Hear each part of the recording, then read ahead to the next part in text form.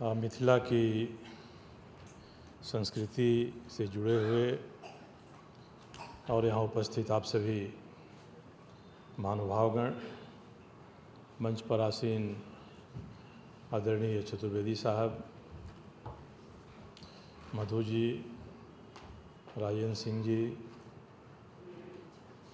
और मिथिला ठाकुर और press media के मित्रों, विवेकानंद जी ने अपने वक्तव्य में इस पुस्तक की विशेषता के बारे में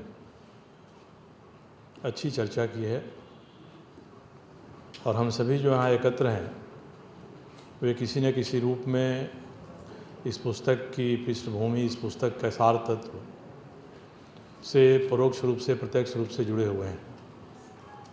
राजेंद्र जी ने और मधु जी ने बड़ी संक्षिप्त भाषण में हम लोगों के सामने पुस्तक से जुड़े हुए जो तथ्य हैं, परिस्थितियां हैं, उनके बारे में अपना विचार प्रकट किया है। अब आप सभी के सामने मैं मिथिला के बारे में कुछ कहूं तो मुझे ऐसा लगता है, कहा जाएगा कि जैसे कोई नानी के आगे ननिहाल की बखान कर रहा। इस पुस्तक में तो वैसे दिग्गज हैं जो आज हम सभी के सामने हैं, वैसे मिथिला तो दिग्गजों की भूमि रही है। जब से हमारी सृष्टि की रचना हुई है तब से, और हमारे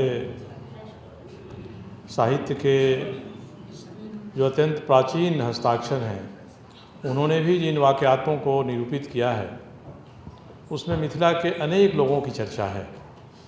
और हम सभी तो मिथिला को भगवान राम और सीता के प्रकरण से भी जानते हैं। प्राचीन काल में मिथिला का जो यश था वह यश धूमिल नहीं हो, आगे बढ़े और वहाँ के दिग्गजों ने जो आज वर्तमान में हैं या जो पहले रह चुके हैं, उन्होंने देश और दुनिया में अपने पौरुष से, पराक्रम से मिथिला का परिचय इस संसार के बौद्धिक लोगों से कराया है। अभी चर्चा होती है मंडन मिश्र की, भारती की, अभी मिथिला गा रही थी विद्यापति के गीत को, उसमें उगना का जिक्र है, जिसके बारे कहा जाता था कि साक्षात भगवान शंकर उगना के रूप में थे और विद्यापति जी का साहचर्य था उनके साथ। तो ऐसे अनेकों प्रकरण हैं। और हमारे यहाँ जो श्रृंगेरी मठ है, वहाँ के जो शंकराचार्य हैं, उनका टाइटिल भारती रहता है। और यह भी जो मिथिला की मंडन मिश्र की धर्मपत्नी भारती थी, उनके नाम पर ही है। और मंडन मिश्र जी को ही श्रृंगेरी मठ का पहला शंकराचार्य घोषित किया गया था। तो ऐसे दिग्गज रहे हैं जिन्होंने शंकराचार्य को भी परास्त किया है और शंकराचार्य ने भी अपने व्यक्तित्व में उनके प्रभाव के कारण से परिवर्तन किया है। कहा जाता है कि भारती से शास्त्रार्थ में पराजित होने के बाद शंकराचार्य जी ने परकाया प्रवेश किया और बाल ब्रह्मचारी होने के नाते जीवन के जो अनुभव उनको अपने शरीर से नहीं थे उसको उन्होंने प्राप्त किया और तब उन्होंने मंडन मिश्र को पराजित किया। तो मिथिला का जो इतिहास है वह इतिहास बिहार का एक हिस्सा होने के कारण नाते बिहार के गौरव से भी जुड़ा हुआ है। इसलिए विवेकानंद जी ने जो अपनी एक पुस्तक लिखी है, हाँ मैं बिहारी हूँ, उसमें भी उन्होंने कई ऐसे प्रकरणों का जिक्र किया है जिसके बारे में हम कह सकते हैं कि बिहार में, मिथिला में जो मेधा है, उस मेधा के बावजूद एक अच्छा नाम काफ़ी समय तक बिहार को नहीं मिला।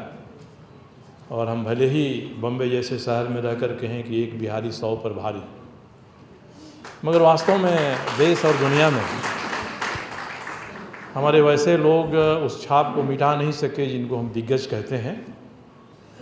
कालक्रम से बिहार का ऐसा स्थान बन गया। अभी राजेंद्र भाई कह रहे थे कि मिथिला की जो धरती है वो अभी प्रदूषित नहीं है, मगर मिथिला की धरती एक विडंबना का भी शिकार है, जिसको दिनेश मिश्र जी ने अपनी पुस्तक में भली भांति उकेरा है कि हमारे आज़ादी के आरंभ काल से जो नीतियां सही नहीं थीं उनको उतारने का प्रयास हुआ बाढ़ नियंत्रण के रूप में। और आज बाढ़ नियंत्रण के रूप में अरबों खर्च करने के बाद जितने क्षेत्र के बाढ़ का नियंत्रण होता है उससे अधिक क्षेत्र में जल जमाव हो गया है। आदरणीय दिनेश मिश्र जी की जितनी पुस्तकें हैं, गंडक पर हैं, कोसी पर है, कमला पर है, महानंदा पर है, और बिहार में बाढ़ और सुखाड़ दोनों की जो विभीषिका रहती है एक साथ, उसके बारे भी इन्होंने ज़मीनी स्तर पर जाकर विधानसभा और लोकसभा के डिबेट को भी उससे जोड़कर उन्होंने चित्रित किया है। और ये सभी पुस्तकें ऐसी हैं जिन पुस्तकों का फिर से प्रचार होना चाहिए, एक बार इन पुस्तकों का तथ्य फिर से सामने आना चाहिए, क्योंकि आज लोग महसूस करने लगे हैं कि हमको विकास की एक वैकल्पिक दिशा की ज़रूरत है। और विकास की अद्यतन दिशा ने पिछले 70 वर्षों में जो नुकसान पहुंचाया है मिथिला की धरती को, उस नुकसान से उबरने के लिए भी ज़रूरी है कि जो तथ्य दिनेश मिश्र जी ने अपनी पुस्तक में निरूपित किया है, उस तथ्य के आधार पर हम एक नई दिशा की पहचान बनाएं। तब वहाँ की धरती न केवल प्रदूषित रहेगी बल्कि पहले की तरह रत्नगर्भा भी रहेगी। और वहाँ कहा जाता है कि आज दुनिया पानी के लिए हाहाकार कर रही है। शुद्ध पानी तो छोड़ दिए, परंतु मिथिला की धरती में पर्याप्त पानी भी है, वह पानी शुद्ध भी है और वह पानी हमारे धरातल से अत्यंत समीप भी है। तो मिथिला की जो भौगोलिक रचना है, उस भौगोलिक रचना ने कहा जाता है कि जिस तरह का क्षेत्र विकसित किया है और उस क्षेत्र से जिस तरह के इंटेलेक्चुअल्स पैदा हुए हैं, मनीषी पैदा हुए हैं, आज फिर से उस परंपरा को आगे बढ़ाने का, ऐसे लोगों को हम सभी के सामने रखने का प्रयास विवेकानंद जी ने किया है। मैं विवेकानंद जी को इसके लिए धन्यवाद देता हूँ। एक पौरुष पराक्रम का परिचय उन्होंने दिया है और काफ़ी खोजबीन कर उन्होंने तथ्यों को संग्रहित किया है। और इनके इस पराक्रम के संदर्भ में जिन्होंने भी उनकी मदद की है, उनकी सहायता की है, वे सभी भी हम लोगों के लिए धन्यवाद के पात्र हैं। मुझे उम्मीद है कि यह पुस्तक जितने लोगों के हाथ में जाएगी, उनके पठन पाठन से एक ऐसे विचार जरूर उनके मन में उद्भूत होंगे, भले वो मिथिला के हों, मिथिला के नहीं हों, मिथिला के होने के बाद भी मिथिला की धरती से दूर हों। उनको लगेगा कि हमारे बीच के ऐसे आख्यान हमारे सामने आए हैं, तो निश्चित रूप से हम सभी इस पर गौरव कर सकते हैं।